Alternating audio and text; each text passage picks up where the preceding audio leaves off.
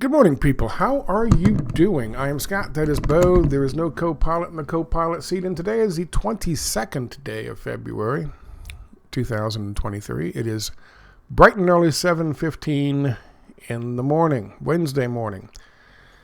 How are you doing? I am doing okay. We have a lot to cover. This is a kind of a hodgepodge video. But we'll start with this. Cynthia McKinney shared one of my tweets and one of my videos from BitChute yesterday afternoon. And I've been in contact with her via DM briefly. And she is interested in doing a chat like the one we did recently with Whitney Webb, and I am very excited about that. This is somebody whose work I have followed even before 2007 when I started writing for American Everyman. She is somebody who is courageous and stands up for what she believes. She said her mind. She spoke her mind about what happened on September 11th, and she, unlike Ron Paul, she didn't fucking back out of it.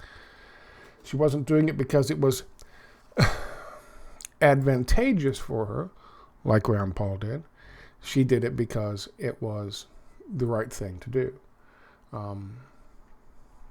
and she continued with that approach towards representing the people who elected her, her constituency, all the way up until the Democratic Party gerrymandered her district and got her removed from office.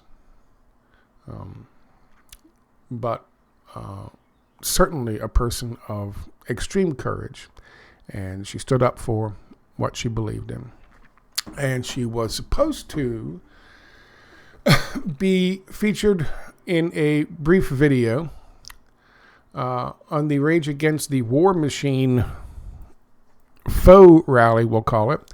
And at the last minute, she recorded a video, and she sent them the video. They had access to it, and they refused to show it. They didn't show it. And they gave her one excuse. I've heard others floating around about time constraints. BB watched the whole thing, and she said that somebody introduced, okay, we've got these people who used to be Congress people who were up, and they mentioned 3, and they didn't mention Cynthia McKinney. Then, while Cynthia McKinney was responding to some emails, she posted the link to the Rage Against the War Machine YouTube channel. They had posted her video there. Then they removed her video from that location. So they took it down. And I said in the comment, well, we know that they had told her that it was due to the park police telling them they couldn't show a Cynthia McKinney video. And then it was time constraints. They couldn't show a Cynthia McKinney video. Well, neither one of those has any influence on whether they put it on YouTube or not, or take it down from YouTube. But they did. And after some backlash on social media yesterday, this morning I see someone saying, oh, well, they had to process it, and that was the temporary processing location. No, they didn't, because Cynthia McKinney made the video. They didn't.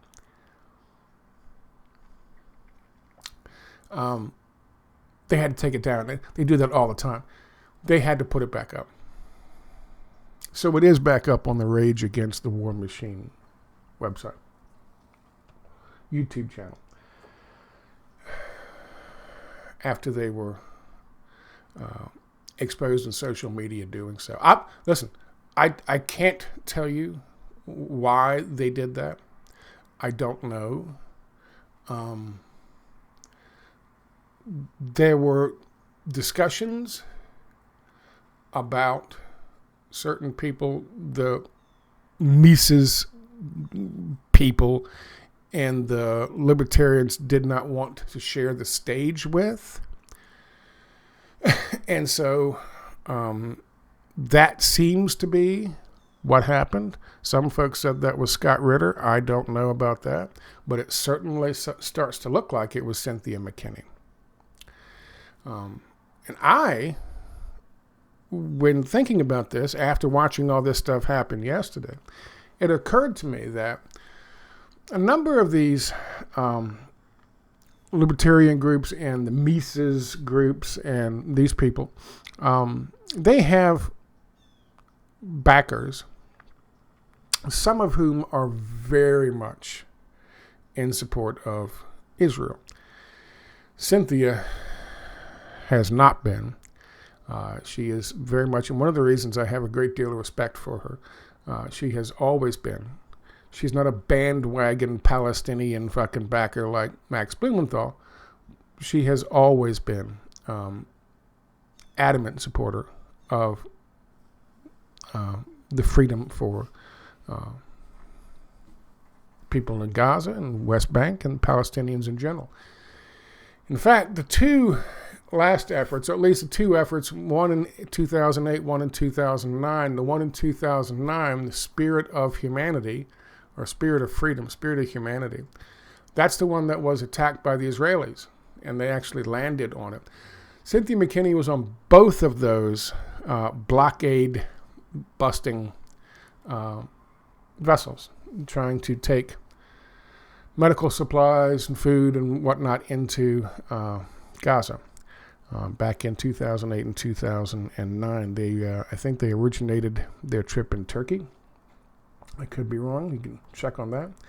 But she was on both of those.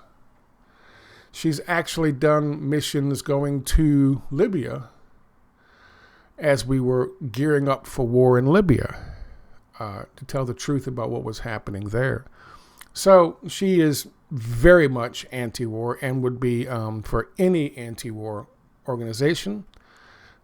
She would be someone they should welcome with open arms in terms of being proud to have her participate in their efforts. She didn't just talk the talk, but she walked it. I will be very proud to have her on and do an interview and chat with her. We're going to work out the time. She says she is interested in doing so, and so hopefully we'll be able to work out that very soon. Since we're talking about Cynthia, I want to play for you her message that she had recorded for this event, and then they chose not to show it. I will show it. It is 5 minutes, and it is recorded on the 15th day of February 2023. And without further ado, Representative Cynthia McKinney. Dr. Cynthia McKinney, PhD. 31 years ago, I warned the world and anyone who would listen that the United States had been taken over by a cabal only interested in its own agenda, and that agenda did not include we the people. 23 years ago, I warned we the people that the cabal was acting like a criminal syndicate and was taking over administration of every aspect of our government. 23 years ago, I warned that criminal elements within our own government would attack we the people, while both the Democratic and Republican parties would assist them in covering it up. 21 years ago, I warned that the one party of the U.S. no longer represented we the people and should be considered the war party. 17 years ago, I sounded the alarm that electronic voting machines constitute a threat to the national security of our country, and that U.S. election administration was now in the grip of a single family whose members can control U.S. election outcomes. And then 16 years ago, on my way out of Washington, D.C., saddened, disillusioned, and having to put my own life back together again. I announced my own personal Declaration of Independence from the U.S. leaders that made our country so. I attributed to that U.S. leadership responsibility for every bomb dropped, every child killed, every soldier maimed. Understanding that silence is complicity, I would not be silent in the face of the huge crimes being committed by our country. And at the same time, I would live my life as independent of their criminality as possible. I went inside myself to understand why I had acted in the way that I had, that basically destroyed what some would call a promising political career. Why had I destroyed myself while trying to stop my country from destroying others? What I learned about myself is I have values. I try to live every day by my values, and that a career that puts you in collision with your values is not a career worth having. What I learned is earth dignity is important to me. Human dignity is important to me, but we will have neither without peace. I learned that peace is impossible without justice. No justice, no peace. Well, we can't even think about building lasting justice on a foundation of lies. Therefore, truth is the basis of the kind of US and world I want to see. Truth, justice, peace, dignity are the values I want to be known for today, tomorrow, and even when I'm gone from this earth. One journalist whose good deeds for truth that the criminal cabal is trying to erase is Julian Assange, whom I paraphrase here. If wars can be started with lies, then peace can be started with truth. I do believe that the moment we expose all of the lies that this criminal cabal has told the world, we, the people, will be able to live in peace and harmony with the rest of the world, doing harm to no one, harnessing our human power for the good of humankind. That is my dream for today and tomorrow. I'm proud to walk with you in truth for justice, peace, and dignity. Thank you so much for inviting me to this rally.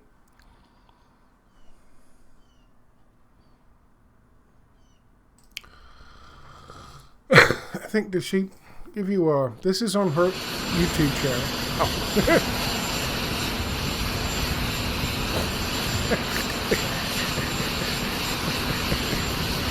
Always leave them with a laugh, Cynthia. There you go.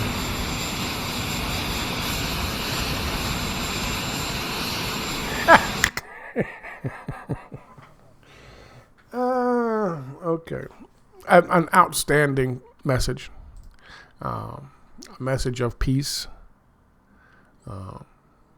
and truth and honesty and integrity. All the things that our Congress is sorely lacking these days. So, of course, they got rid of her. I look forward to being able to talk with her, and I hope to be able to do this very, very soon. I realize that there's going to have to be, I haven't talked about this with her, but however much time we have will be based on what she has available, of course. However much time we have. What I'd like to do is, I hate to do this, but the only way to do this, because right now I've got 2 strikes on YouTube, and if we talk about certain things, which I want to talk with her about, and I put it up on YouTube, that'll be my 3rd strike, and I'll be out. So, what I'd like to do, if possible, however much time she has, we can divide it so that we'll do a 2-part thing real quick. One will be not suited for YouTube, and the other will be suited for YouTube, and we'll put them both on the BitChute channel, and only the one on the YouTube channel. Hopefully she'll go with that. Just so you know, though, they have, I guess as a reaction to some pushback on social media, they have put her video, that video, back up on their Rage Against the War, Whimper Against the War Machine rally video, my YouTube channel. We've got a lot to talk about, and I wanted to kick off with that. So we'll jump right into this as well. Yesterday, or the day before yesterday, I can't remember which, I talked about Jimmy Dore. And I talked about Jimmy Dore's, what I feel is an elevator pitch.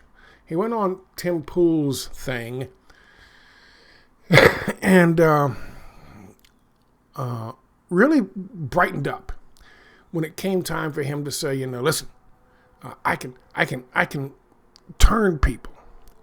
I think he was talking to whoever finances Tim Pool, because Tim Pool didn't become a multi-millionaire because of his 18-year-old fucking audience, his manosphere audience. Someone's paying Tim Pool, financing Tim Pool to do what he does. And that's pretty obvious. And I think, hear me out, because of how they reacted, because of how Max Blumenthal and Jimmy Dore and Chris Hedges, because of how now Chris Hedges didn't really talk about it in his speech at the rally. He talked mostly about himself and his time when he was, looking at the dead children and the effects of war, and therefore he must, let's give him all the credit in the world. What he failed to mention to his audience was that while he was there, the reason he was there is because he was the New York Times lead correspondent or station chief in the Middle East at the time, and he was writing in support of all of those regime change efforts, especially Yugoslavia. He lies about Slobodan Milosevic to this very fucking day. He was in support of all those things, and that's why he was there. He was their correspondent over there, and he was, of course, covering all these things. Only the way the New York Times can cover such things. So I don't give him credit for that whatsoever. However, he didn't fucking harp on the fact that so many fucking organizations did not attend. This is a list, partial list, of the active anti-war, I think they're active anti-war movements, organizations in the United States of America. I mean, just go down it. Veterans Against the War, Veterans for Peace. Anti-war was represented there, but certainly not the Answer Coalition. Code Pink wasn't there. Common Dreams wasn't there. There's so many, and you don't realize. Not in Our Name wasn't there. Peace Action wasn't there. Peace Alliance wasn't there. People's Coalition for Peace and Justice wasn't there. The World Can't Wait wasn't there. I don't know if World Can't Wait is still operating. Veterans for Peace wasn't there. Vietnam Veterans Against the War wasn't there. I'm sure they're still active. There's so many that weren't there, that weren't. Resist, I don't believe, was there. There are so many that are active in the country today. And you look at the small number that were there, it makes you wonder. I wonder when I took a look at what Black Agenda Report was saying about this. This is an article that came out on the 8th of February. Why the Rage Against the War Machine rally is hashtag anti-war so white. And they have a point. One of the reasons that African Americans, now let's keep this in mind. Cynthia McKinney is black. And there was only one black person, African American person, who spoke at the rally, and that was Garland Nixon. And he had like 3 minutes or 4 minutes to speak, and it was very short, but he came out and he delivered his thing. It was a message of unity with him and clearly the Mises people out there. I told you the other day why the whole Mises thing and the whole libertarian thing, the American Liberty League and the Libertarian Party, you can look up the connections between those if you like. And I talked about the fact that libertarians are all for neoliberal economic ideology. And neoliberal economic ideology is why we do these regime changes, why we wage these fucking wars since World War II, to impose neoliberal economic ideology on other fucking countries, to get rid of the left-leaning people in these countries and impose fucking right-wing dictators. So it begs, the question, are these libertarians in the Mises caucus really all about anti-war?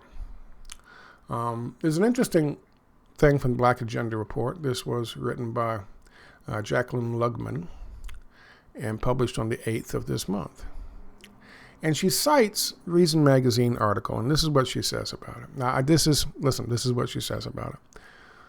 Talking about why black groups, and it's not just Black Agenda Report, but there's a lot of other black anti-war movements in this country.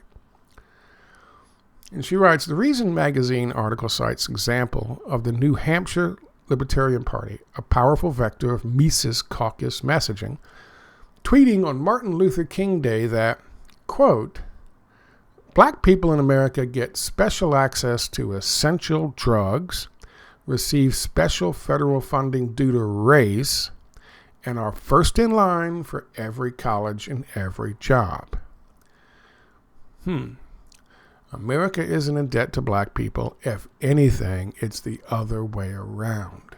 That was posted by a Libertarian Party from New Hampshire on Martin Luther King Day. Now, I don't know. I theorized why someone certainly, and it wasn't the fucking park police, didn't want to share the stage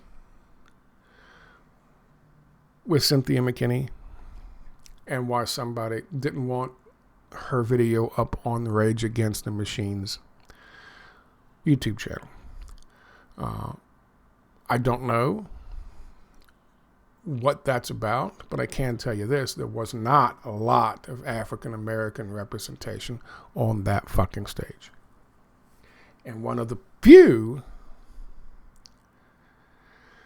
that they had on their website announcing who was going to be there, one of the few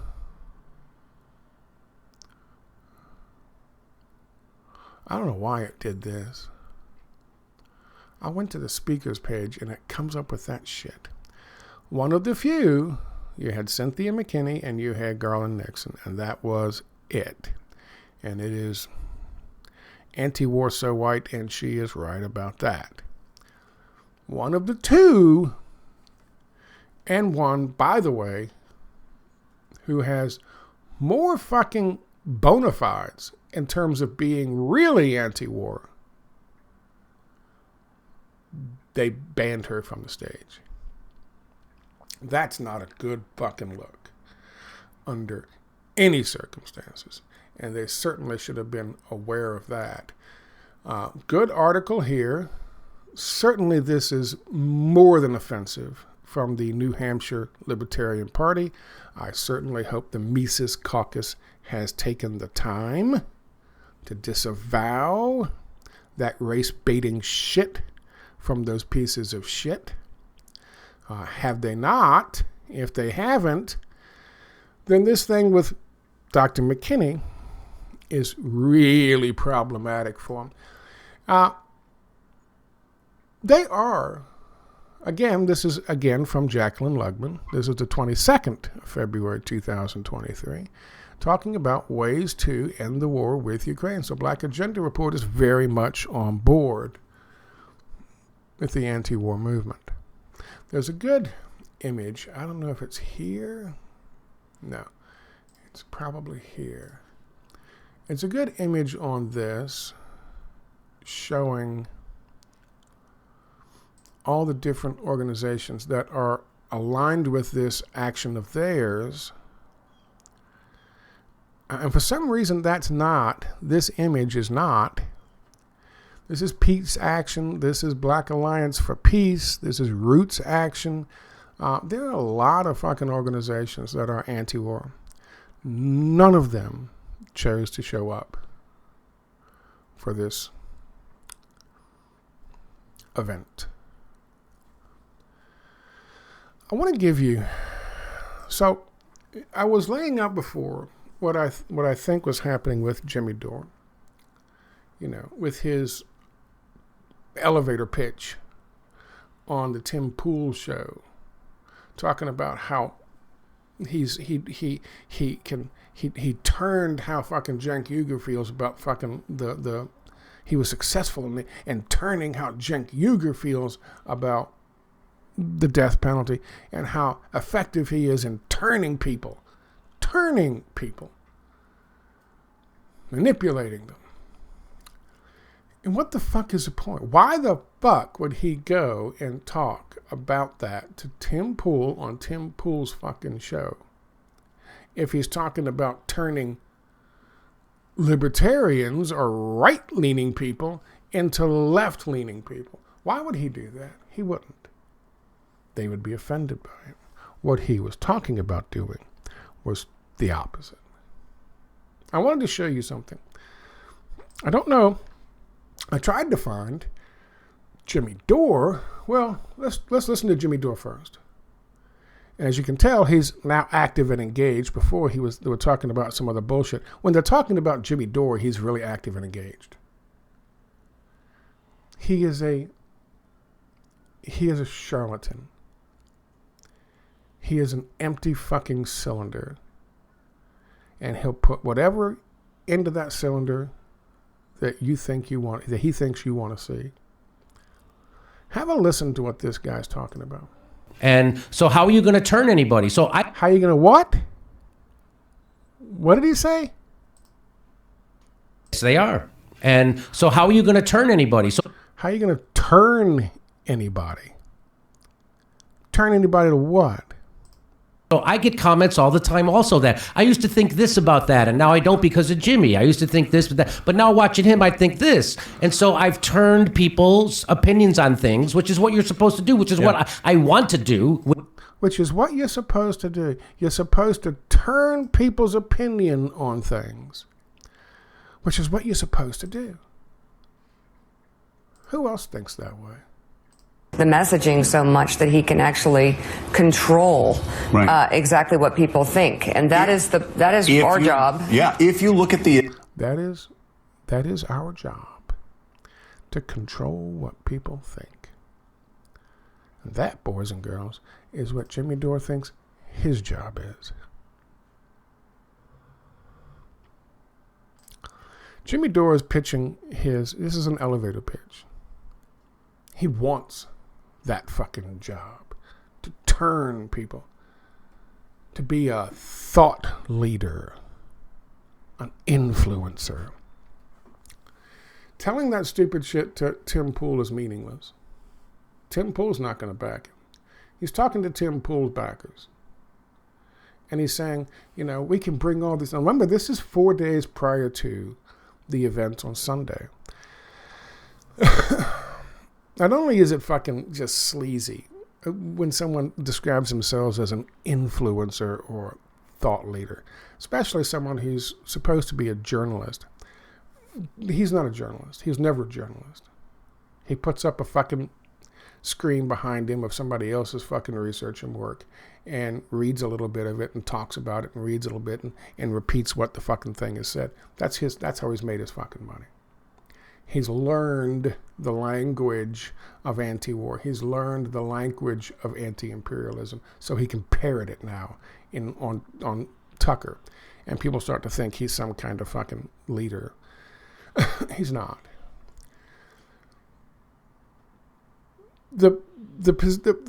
I gave a description the other day talking about how I had a conversation with some individuals who had heard various 9/11 truther stuff and been just put off by it. Ray beams from space, holograms, stupid shit like that, which is out there to do exactly that. And I told you that I gave them a little information, and at the end, one of them said, no one's ever explained it to us that way. That's interesting. And so they're going to then go and do their own research. That's not turning anybody. What that is that's being a fucking journalist. My job is not to transform anyone, to lead anyone in terms of their thought process. That's what you do with children. That's what you do with students. I am not a parent, I am not a father figure, and I am not a goddamn teacher. These things are positions that people have to earn, including being a good parent. I am none of those things. I put information out there for people to see. When I talk about in the past how on the very next day after that bullshit fucking intelligence report came out, claiming the PP dossier, and then of course they put together this bullshit thing, and it was torn apart in December of 2016. This is after the election and before the inauguration, and of course 2017, early January the 6th, they came out with this report. The Russian hacking intelligence report. People forget all about that. They act as if what happened on January the fucking 6th, 2021, the insurrection of 1/6, nothing like that ever happened. They were doing that in the fucking intelligence agencies on January 6, 2017. Same shit. He shouldn't be. We can't fucking make him president because Russia hacked the election. I wrote about 2 different articles how that report was bullshit the very next fucking day. I'm not trying to influence anybody. I'm simply saying, here are the facts. You judge for yourself. That's not influencing. That's not turning. That's not, as Mika Brzezinski said, making people think a certain way. That is not the job of a journalist. That's the job of a propagandist. And what Jimmy Dore was putting out there on 4 days before their event, they were hoping, I believe, that Blumenthal and he heard Blumenthal talking, or Blumenthal was talking to him about why they were really doing this. It had nothing to do with stopping the fucking war. It had nothing to do with stopping all wars. It had nothing to do with freeing Julian Assange. It had everything to do with putting together a bunch of people in the anti-war alt-left community and getting them to come out to an event so they could show the same people Jimmy Dore was talking to 4 days before that they have the ability to lead these people and, by extension, turn them. And that, ladies and gentlemen, boys and girls, is why they were so pissed, those two especially, that folks weren't showing up from the left. Because it fucked with their career plans.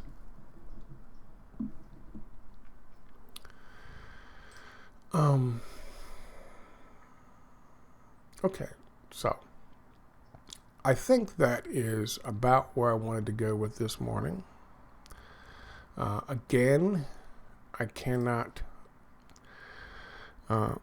stress enough that I am very happy and excited to have a chance to speak with somebody whom I have respected in the sphere of politics for a very long time.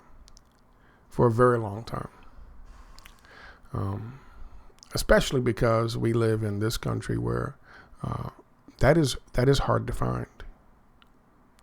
That is really, really hard to find. And hopefully that will happen sometime, if not this week, very, very soon. It all depends on what her schedule is. Mine is entirely open. There is a discrepancy in terms of time zones, but that's okay. If I need to be up at 3 o'clock in the morning to do this, I will be glad to do it. Do me a favor, if you can, go by and give her a like or a subscribe. This is Cynthia's YouTube channel here. And again, as I said in my previous video from my on my BitChute channel, it is not, I don't have problems with libertarians. I have problems with frauds, with zealots, and with charlatans. And of course, Jimmy Dore would be a charlatan. A wannabe zealot. You could say, well, fraud is Max. The zealot, of course, is Ron Paul. And of course, the charlatan is Jimmy Dore. Those are the people I have problems with. Sitting around having discussion about various things, Cynthia and I would be at odds on a number of issues. Probably the most important and the most outstanding of those would be Julian Assange. But that doesn't bother me. With many libertarians who follow my work, they understand I come from a different place in terms of my economic ideology. That's fine. I have no problem with that. The point is, these things can be overcome as long as you go into any discussion with the understanding that I'm not there to turn you, you're not there to turn me. We can agree to disagree on some things as long as we focus on what is absolutely the most important, the things that we agree on. And we'll let bygones be bygones on the rest. If we can end these fucking wars, if we can end what fucking the World Economic Forum and those fucks want to do to us, if we can put a stop to that, if we can get legitimate fucking elections and get legitimate people in there who care about their constituents, like Cynthia McKinney used to, and get rid of all the fucking corrupt ones, and we can get corporations out of fucking the business of politics, and we get that done, then we can sit down and have the discussion as to whether it's Keynesian or free markets. That's fine. Let's put that off. Let's put that on the back burner. And let's focus on what's about to fucking crush us. And who's about to crush us. Let's focus on that. And I think that's the best way to approach that. So I don't have problems with fucking libertarians. I don't even know anybody in the Mises caucus. But as long as they are willing to agree to those terms, the enemy of my enemy can be my friend. And I think that's the most important fucking message we can take from this. I look forward to, and I was very happy to hear from Cynthia McKinney, and I look forward to the chance to have a chat with her. You guys take care.